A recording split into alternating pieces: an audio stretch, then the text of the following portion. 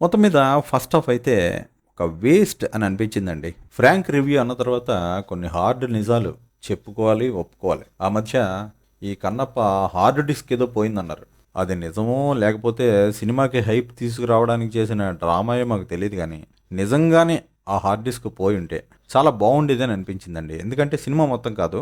ఆ హార్డ్ డిస్క్‌లో పోయిన పార్టు ఈ ఫస్ట్ హాఫ్ అయ్యుంటే ఎంతో ఆనందం అనిపిచ్చేది. ఎందుకంటే ఇదంతా అసలు కథకి అన్‌రిలేటెడ్ ట్రాష్. నిజంగానే హార్డ్ డిస్క్ పోయి, అందులో ఈ ఫస్ట్ పార్ట్ ఎగిరిపోయుంటే, రిలీజ్ డేట్ పీకల మీదకొచ్చేసరికి పాపం మన విష్ణుబాబు ఇంకేం చేయలేక, ఆ మిగిలిన పార్ట్ రిలీజ్ చేసుంటే, సినిమా ఇంతకంటే ఖచ్చితంగా పెద్ద హిట్ అయ్యేది. అది మాత్రం నిజం.